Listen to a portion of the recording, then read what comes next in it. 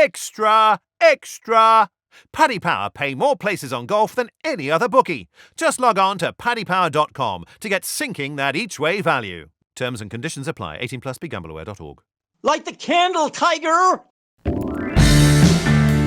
Hi there, and a very warm welcome to this week's Racing Post Golf Postcast. I'm Dave Clark of the Racing Post. Joining me this week is golfing guru Steve Palmer and golfing expert from our friends at Paddy Power, Ian McLaughlin. I'll come to you first, Steve. How are you? It's been a while. Last time I saw or spoke to you, you was tearing up the golf course, junkyard golf, that is, for the Racing Post Christmas do. So you in good form, Steve? Yeah, I'm not bad. I got a tale of woe to tell from last week, but apart from that, I'm in reasonable fettle. Did you watch the golf last week, Dave?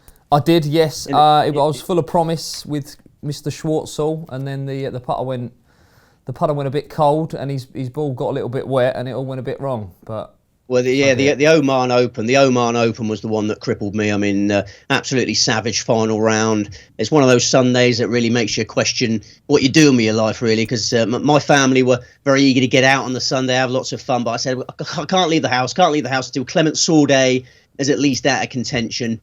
And Sorday was playing the best golf of anyone. He was brilliant for 15 holes. He got his nose in front. I'm looking at £20,000 return. And at that stage, I'm also dreaming of the mortgage spitter because he's my number one selection. I always pair my number one selections in a double. I had Gary Woodland in the Honda Classic. He had a sniff of victory over there. So I'm thinking everything's coming good. I've got my daughter floating in and out of the lounge. She's watching a bit of golf. I'm very confident in Sorday at that point with 3 hours to go. So I tell her we're off to buy a new Barbie doll. She's been banging on about this Barbie doll. And I said, golfer's going to win. We'll go and get it. As soon as he wins, we'll go and get it. And then, the 16th hole, I think it was a bit of adrenaline. His pitch to the 16th hole, it was straight over the flag, but it was long and it hit the green, then bounded off the green, failed to get up and down for par. So a bogey 6 there. I turned to the door and said, I'm sorry, darling, we're not going to be getting the Barbie. She started crying, like absolutely in floods of tears. Horrible moment. And then the following hole, the 17th, Sorday holds an absolute snake of a putt for birdie, so it's all back on. Barbie's coming home. It was the ultimate roller coaster. Everyone's happy again, so we're going up the final hole. Sorday's going to win. It's a difficult par 4. He's on the green in two putts will almost guarantee a playoff and give you a good chance of victory, but 2 putts, you're in the playoff. And you can probably guess what happened from there. He 3-putted. The Barbie plans are shelved again. Kurt Kitayama chips in at the 16th hole for birdie. Birdie's the 17th, beats Sorday by 1. So, yeah, it was one of those tournaments that I'm far from over it. It's going to take months to go over that one. What price did he trade him running, Steve, just to rub salt in the wound? Do we know? Yeah, 2.3 on the exchanges. He must have been even. Well, Ian would be able to tell you. He'd be betting in running on it, I guess, but even money.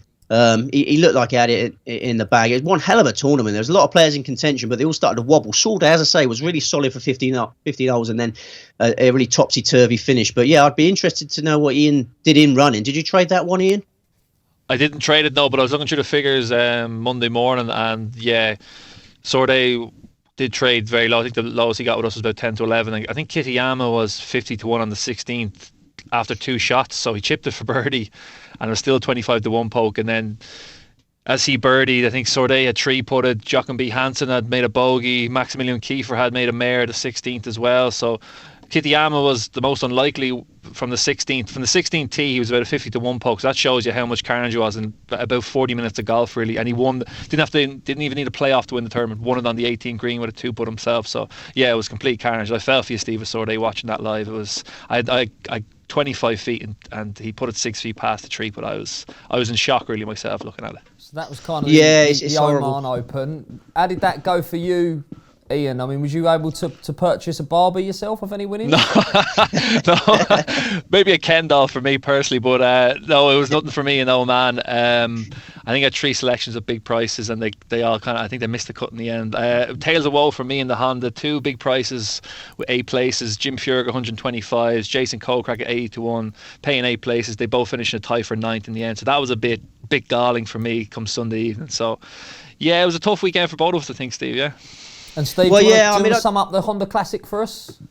Yeah. Because obviously, when Sauday finished second, I got £4,000 of place money, but the real interest was 23 bags of place money if Woodland could finish in the top 5 from the each way double. So I was really quite excited about Woodland.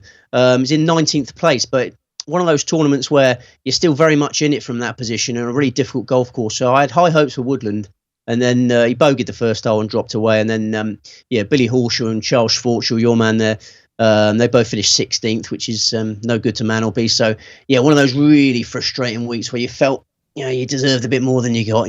As I say, it'd be probably sometime around August I'll get over that Clement Sauday debacle. Okay, and as a whole, Ian, I'm sure Paddy Power fared pretty well. We did. Not exactly punter-friendly results, I'm guessing. Yeah. With Mitchell, he was nicknamed Killer Keith. He was killer over the last 7 holes. It looked like it was going to be a dream from a punter's perspective, a dream from a golf fan's perspective, with a Brooks Koepka, Ricky Fowler playoff potentially taking place. But Mitchell, I think he was -4 for the tournament on the 11th hole. Played the last 7 and 5 under par. Had a poor tee shot on 18. You thought, right, he's going to wobble here a bit. Laid up obviously about 125 yards. Hit a nice pitch to about 15 feet, and you go, well, is he going to have the metal to hold this? And he banged it right in the middle to take the tournament, to take it by the throat. Yeah, it was very, very clutch in the end. So, it was a cracking result to us, both sides of the pond. With Kitayama, obviously, I think he had an 8 at the start of his third round, so he was completely gone from an in-play perspective. So the in-play book, he wouldn't have been touched till probably, I don't think he would have been touched till the time he won the tournament. And obviously Mitchell, pre-tournament, he'd be unfound in the market, obviously. And then with Fowler and Koepka, obviously dueling at the top, they would take the weight of money. So it was 2 cracking results for us in the end. Right, okay, a couple of things to touch on. Go on, Steve, do you want to jump in? Well, I was just going to ask Ian if he likes to look at Mitchell. I mean, we knew he had plenty of game, but as he said, it's very, very gutsy finish. And I think he's a player we need to keep an eye on now, because he knew if he didn't make birdie at that final hole, he was in a playoff with Brooks Koepka and Ricky Fowler. I mean, that is a very intimidating task for a maiden. So he knew he had to make birdie, and the way he did it, from that lie in the bunker, it's a really poor lie in the bunker off the tee. He looked doomed.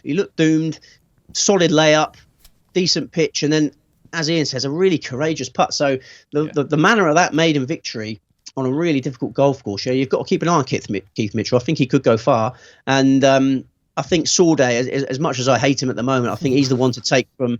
He's the man to take from Oman, because he was by far the most solid of those players around the lead, and he obviously gave his birdie putt a run because he's trying to kill it there and then. He didn't want, that was his chance to win the tournament, so he gave it a good go. So I think the 2 to take from the races were Sauday and Keith Mitchell.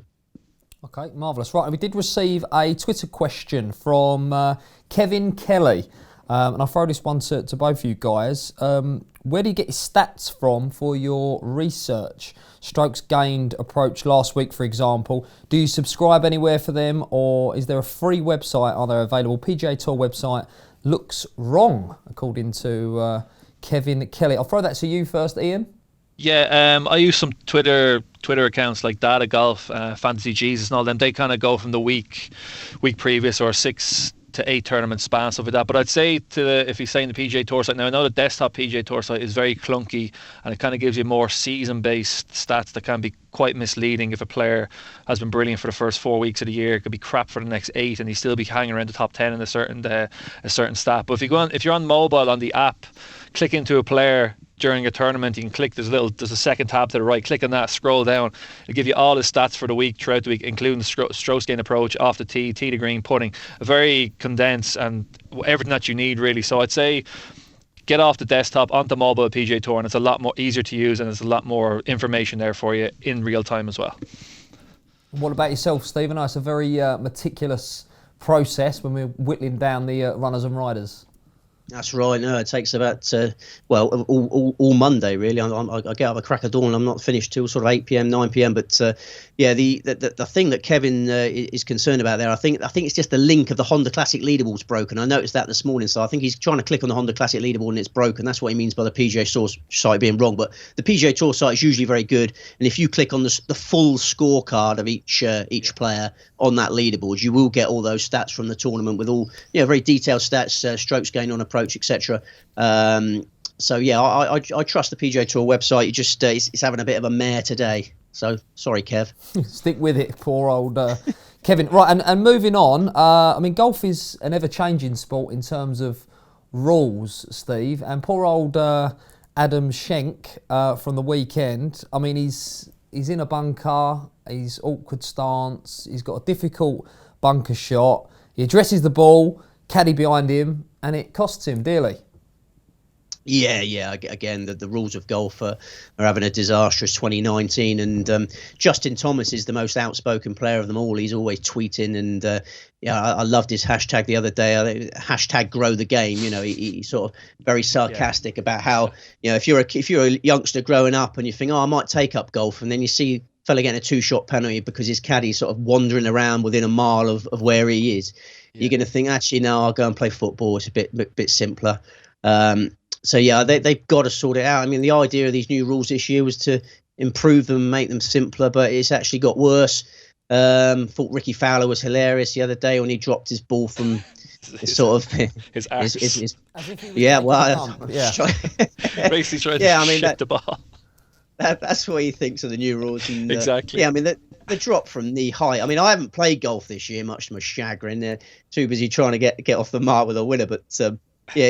When I play golf, I'm inevitably going to drop from shoulder height, and I think I just will. I don't play proper golf. I don't play for any tournaments. They're not going to change me. You look an idiot dropping from knee height, and it hurts your back. I've got a really bad back. I'm going to drop from shoulder height forevermore, and I hope they change that rule. And a few of the others, obviously the Schenk situation, that rule needs changing as well. It's only brought in to keep the caddy away from aligning players. The thought process is right, but the execution of this rule is going horribly wrong. So a lot needs sorting out. And Ian, I mean, surely it's only a matter of time before one of these sort of penalties almost decides a tournament, and there's going to be in-running carnage and all sorts, I'm sure.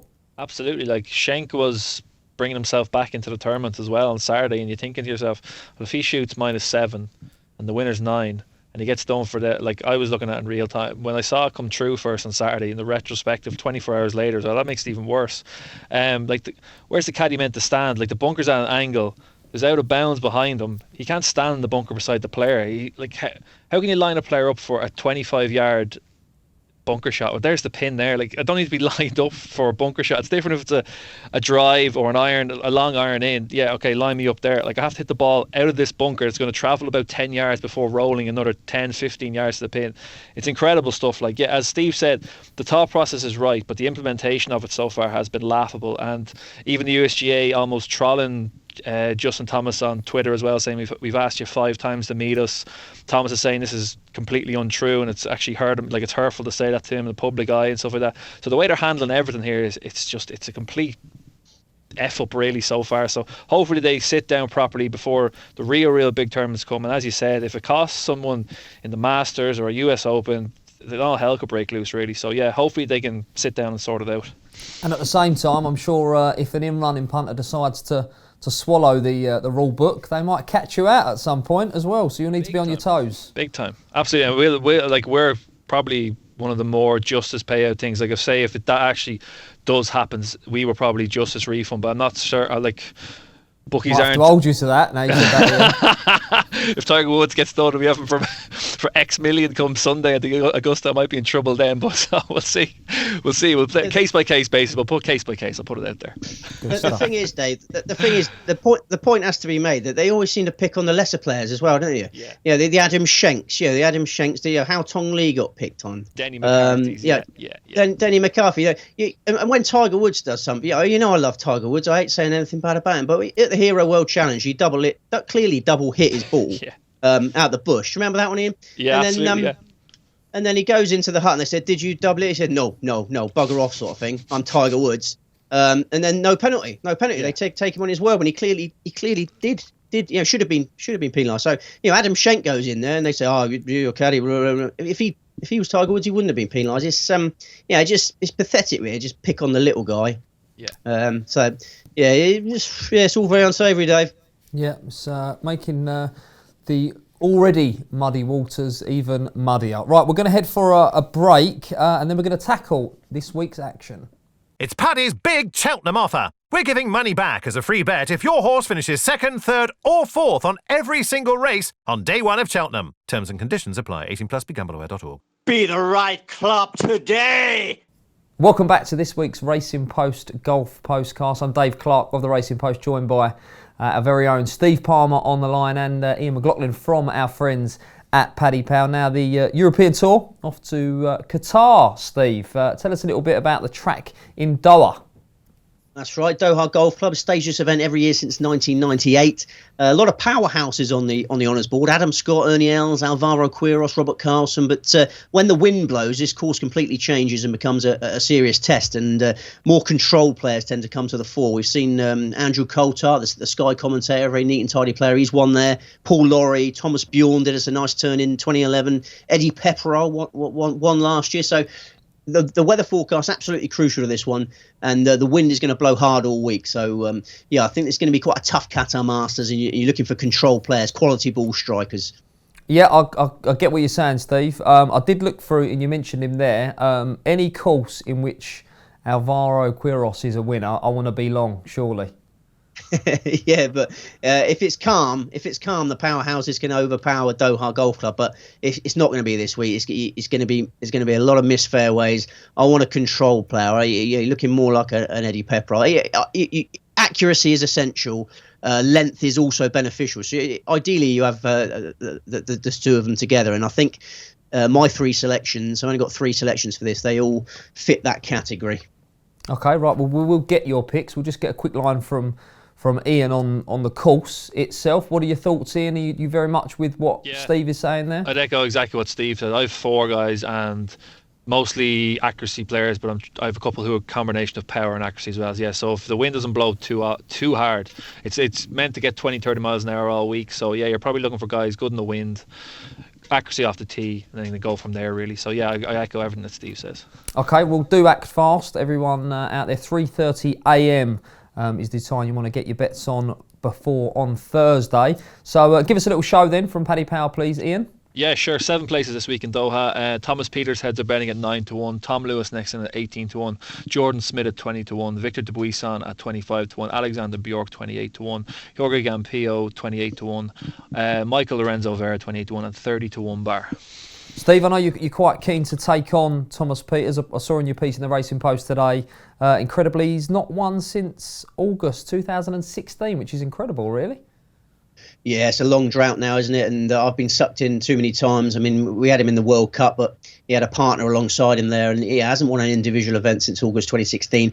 There was a moment on Sunday where he looked like he had a golden chance. He made back-to-back birdies, had a short birdie putt on the 16th, and because we were on him last week, and I was quite excited by the way he was finishing, but then he just pulled that putt on the 16th, and I just thought never again, and I just couldn't understand how he was punching the air when he held that par putt on the 18th. He should have been ashamed of himself. He's playing in very low grade there and punching in the air for finishing sixth. I don't know what's going on in his head. I think Peters has got some temperament issues. Right, so we're swerving the jolly. Who do you like, Steve? Yeah, we're swerving the jolly. Who will no doubt hack up by 10 shots now. But I prefer Jordan Smith. I love how he's worked out his schedule this year. He's played exclusively in the Middle East. He snubbed those two events in Australia. So he's really attuned to desert golf. He started the year practicing in Dubai. Then he played in Abu Dhabi, played in the Desert Classic, played in Saudi Arabia, played in Oman last week. And he's played well. He finished 11th in Abu Dhabi, 12th in the Oman Open last week. He's not missed the cut for almost 7 months. Really consistent golfer now. Proven desert rat. He won in Egypt and he won in the UAE in his Challenge Tour days. So he immediately showed a liking for desert golf. And at the Qatar Masters, he finished 6th on his debut in 2017 when he was a European Tour rookie. Fantastic bit of form. And you could ignore the missed cut last year. He missed the cut by a shot last year, but he was really struggling for fitness and form. He had a bit of glandular fever. It was all lingering. This time, absolutely buzzing, happily engaged. There's a lovely picture of him on Twitter where kissing his bride to be, and his golf game is in just as good a shape. So I love Jordan Smith this week. It was very, very windy in Oman last week. It was much windier than I thought it was going to be, and that's perfect preparation for this week. It's almost a identical tournament, and Smith, a really top class ball striker, long and straight. I think he'll handle it better than anyone. Right, we'll come back to you, Steve, for the rest of your team this week. Who do we like, Ian? Yeah, top tip is Jorge Campillo. Had a roller coaster week in Oman, finished second in the end behind Kurt Kitayama. His tournament included the second round 78, which included a 9 in the par 3. So it was impressive to see him fight back to the runner-up spot with around a 66 and 69 over the weekend. Without the 9, he obviously wins the tournament, so I think we're getting a few points bigger than if he had won. Nice progressive profile at Doha Golf Club. It was 62nd in 2015, 20th in 2016, was followed by a 13th place finish in 2017. That signals to me he's looking to get the grips of the course, and is obviously in great form. He'll be my main bet at 33-1 this week. Okay, I'll stay with you then, Ian. And who else do we like? How many we got in the team this week? Got 3 more to dovetail Campillo, and the next best is last week's winner, Kitayama. I think he's a big price to repeat. Now, he's at 11 starts on the European Tour. His 2 wins have come on coastal tracks where the wind blows. As Steve said, it's almost the identical tournament this week in terms of setup and course weather conditions. For what I've seen the last 3 or 4 months of that European Tour stint, he's a streaky player in relation to form, can go weeks being unsighted and then kicks into top gear. Example of this is the week after his win in Mauritius. He started the South African Open and was tied for the lead after 36 holes. That included the first round 63. So once he gets going, he can kind of kick on for a couple of weeks. Third round there in South Africa scuppered his chances of victory. I think he can go well again at 50-1. And a couple of bigger prices. The first one is David Horsey. He's had a mixed bag so far in the desert. 11th in Abu Dhabi, was followed by 2 missed cuts, but then a 12th finish last week in Oman. That 12th place showed me that he can go well in a similar test this week. Was 13th here last year. Was in the second to last group before final round 73 stalled his chance of winning. I think he can go well again this year, 80-1. And the second outsider is Ganganjeet Bhullar.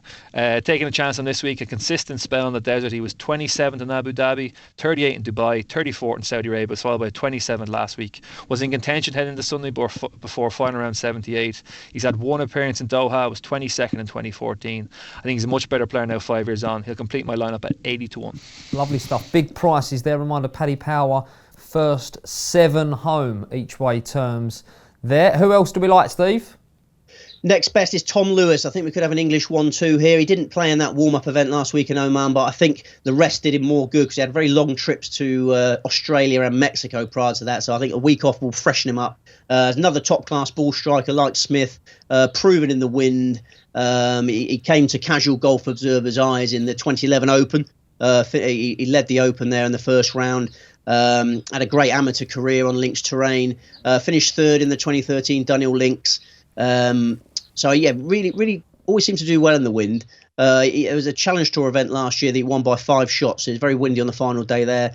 The British Masters last year, I don't know whether he went to that, Walton Heath. Very rough weather there. He finished 5th in that. So from last summer onwards, Lewis has been superb. He's been right at the top of his game. He won the Portugal Masters for a second time. Always been down, earmarked as potentially one of the European greats. He was that good in his younger days, and I think he's finally starting to fulfil some of that rich potential. Desert golf recently has been fantastic. 7th in the DP World Tour Championship, 9th in Abu Dhabi, 3rd in the Saudi International. And I think punters should just ignore his last 2 outings because they're very, as I say, very long trips. Always misses the cut in Perth, missed the cut in Perth. And Mexico debut at altitude, quirky course. WGC company, well down the field there, but you couldn't expect much from him from there. So he'll go better this week in much more familiar conditions. So Smith and Lewis are the main ones, and then my third selection is Romain Langasque, a player I'm a big fan of. Still only 23, won the amateur championship at Carnoustie in 2015. Played in the Masters and the Open as an amateur and made the cut in both of those. Real head of steam at the end of last year. Won a Challenge Tour event by 3 shots in September. Finished 4th on the Challenge Tour Grand Final in the UAE. Close by to this one. 5th in the European Tour Q School to get his card. Runner-up in the South African Open. That was a really superb end to last year. He's played solidly. He started this season solidly. Played at Qatar once before, 37th place there. So, I see Smith and Lewis dueling for the title with Romain Langasque sniffing around behind them. Lovely stuff. Very patriotic of you there, Steve, the 2 Englishmen. Before we move on, we're going to head to an ad break and then come back and tackle the Arnold Palmer. Lots of talk about playing in the wind, Steve. Surely all top golfers are good in the wind. Well, no, it's all about ball flight, isn't it? A lot of players have very high ball flight, and Jason Day, who we'll come on to later. I fancy Jason Day for the Arnold Palmer because it's completely calm skies, but he just hits absolute moon balls everywhere. He's not comfortable in the wind. There's certain players, and an Englishman. I'm not I'm quite a patriotic man at times, particularly during World Cup football. Englishmen, British players, UK and Ireland players have grown up playing links terrain, typically very windy. Every time I play golf, it's windy. So they are at an advantage. They always seem to grow up playing well in the wind. So no, not all players can handle it, Dave. You do need to concentrate on players who have shown that they have proven that they can do it. So we're talking about players that are able to really shape the ball and maybe a bit of links form as well.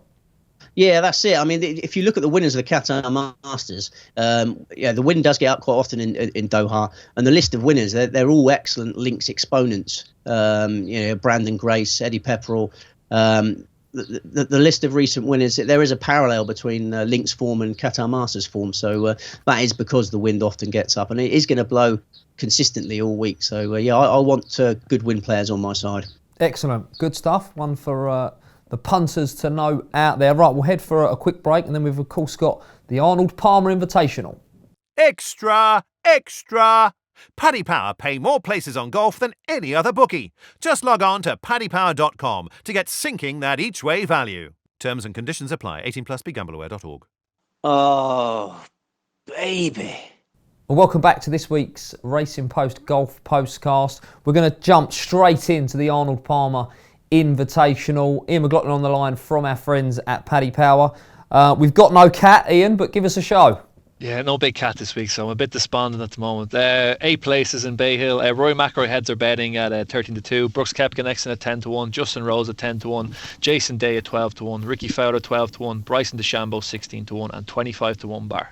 And what price, just out of curiosity, would Woods have been? I mean, is he 8-time winner at the course? I think he was 8-9-1. If the way the money had continued like it looked like it was going to start the week, he could have went off about a 6-7-1 poke if it continued. He was really firming up before the injury news came out on Monday evening that his neck was acting up, and he says he'll be back for the Players next week, but I was looking forward to these 2 weeks. I think he was going to put in really big showings this week and next week and really move on into the Masters, and the hype was really going to get going, and we're going to get Tiger at Augusta in full fettle. So yeah, it's kind of taking the sting out of that a bit. So yeah, I'm a little bit despondent at the moment. Okay, I'm sure Steve is as well. Right, reminder, we're in Florida, 4 hours behind the UK, so do bet by 11:35 a.m. on Thursday. Tell us about the course then, Steve. Bay Hill. Yeah, the famous Bay Hill has been used every year since 1979. Arnold Palmer, my old Uncle Arnie, he's done a lot of tinkering through the years. It used to be it was a tough par 70 for a spell, but now since 2015, which was the latest significant redesign, it's been set up for birdies. He widened the fairways in 2015, and he's made it a tad tougher this year. Well, not Arnold, the new tournament organiser made it a tad tougher. The rough's up a little bit and the greens are super fast, but I still think we're well into double figures under par. Okay, and sort of pre-2010, you're happy to draw a line through any course form prior to that because of those changes as well as 2015? Yeah, I think 2015 onwards is the most reliable form. Right, okay. There hasn't been many significant changes since then. Okay, so we're looking for a bomber. We're going to be long on this course again? Yeah. There's plenty of room to manoeuvre off the tee. A bomber who putts well will get right in the mix. You've got to be a good scrambler as well. I mean, Rory McIlroy won by 3 shots last year, putting the lights out. The best putting performance Rory McIlroy's ever produced, but seems unlikely to do something similar this year. I think Rory's a bit short this year. My preference, what my number one selection is for Brooks Koepka. There's a lot of quality at the top of the market, but Koepka for me is the most likely winner of this tournament. He's a Floridian. He's been relishing this run of events, the Florida swing, because he missed out last year through injury. Finished second in the first of them last week, beaten by a shot. Really impressive on that back nine, final around 66. And I think Bay Hill sets up better for him than last week. You get more out of your power at Bay Hill. The bookies have been put off by the course form figures that he's got at Bay Hill, but there are excuses for all of it. He was 26th on his debut at Bay Hill in 2014. That was a decent effort. He's world number 74 at the time, playing only in his 10th US Tour event. So there's nothing wrong with that. And then he had to withdraw in his next visit. He had to withdraw in the final round of his next visit. Rib injury developed during round 2, worsened over the weekend. So draw a line through that form. And then in his third Bay Hill visit, it came off the back of form figures of miscut 42, miscut 48. So he was in terrible form when he arrived at Bay Hill for that one, missed the cut by only a shot. This week is his first chance to come to Bay Hill healthy and confident. Obviously never been more confident. He's won 3 majors and 2 other regulation tournaments since his last Bay Hill visit. So he's a completely different player now, and I think the course really suits, and he putted well on Sunday. He didn't miss anything under 12 feet on Sunday. So I think the putter's come alive at the perfect moment. I think Koepka's the most likely tournament winner. So forget the form book, he's a different animal now, is what you're saying? Forget the course form, yeah, absolutely. Okay, good stuff. Right, a big tick there for the cupcake, Brooks Koepka. Ian, who are we going for? Yeah, I'm not going to take on the front end of the market. All big prices this week. Starting with Keegan Bradley. He had been average form to start the year, but 10th last time out in Mexico caught my eye. His long game looked to be in really good shape. 11 in driving, actually 9th in greens regulation there. Obviously was back in the winners' enclosure in the FedEx Cup playoffs in September in a birdie fest, much like it was going to be this week. I think he's back to the form I kind of saw him when he was PGA champion in 2012. Yeah, he's a major winner. Yeah, you can forget that easily. Yeah. His form at Bay Hill is good in the last 4 years. He's had a 2nd place finish and a 3rd place finish. I think he looks set to go really well. I thought 66-1 looked big this week. And you're comfortable to just watch his painful preparation, pre-shot routine? Yeah, well? I'm a glutton for punishment these days. So yeah, I'm happy enough to look at it. I want to see if he's in the last 2 groups on Sunday. Give it to me all. Yeah, I want it all.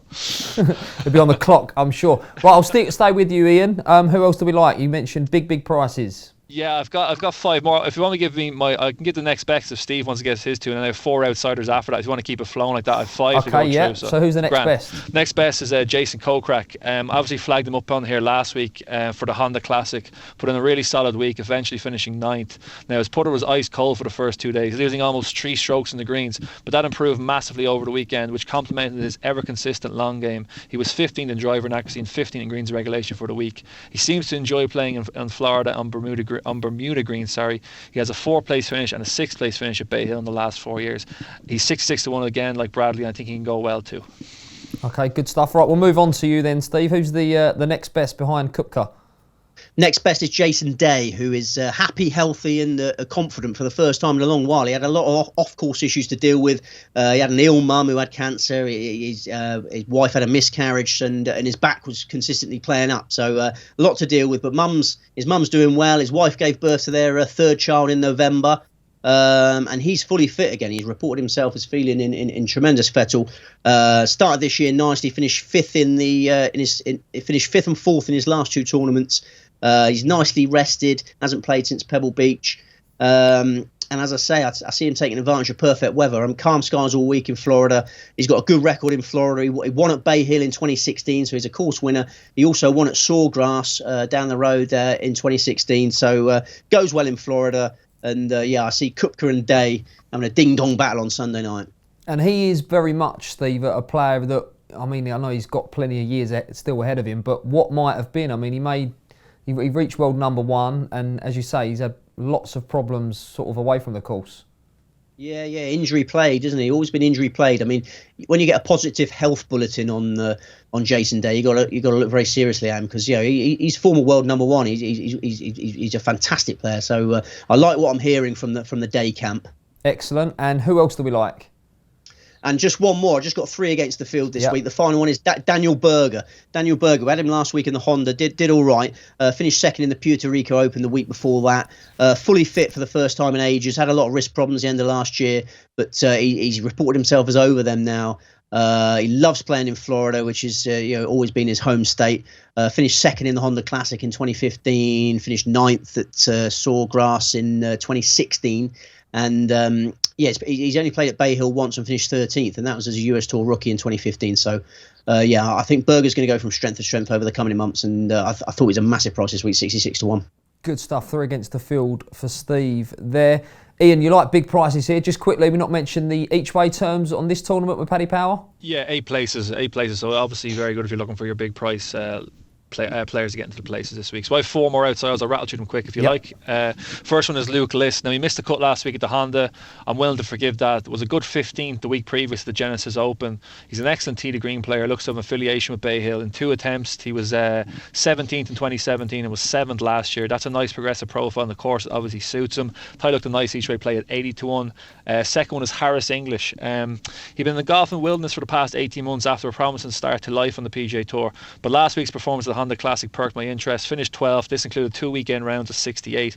Struck the ball beautifully. If he had a better week in the greens, he would have been close to eventual winner Keith Mitchell. I think he looks to return to form. He has 3 top 30 finishes in his last 4 tries at Bay Hill. That's also encouraging. He's around 250-1. I think he's worth a small each way play. The third one is Patrick Rogers. Now, he was one of the most successful college players in the history of Stanford. The other player who was successful college resume as him was a certain Tiger Woods. He's had a decent start to life in the PGA Tour. He arrived with a lot of hype 3 or 4 years ago.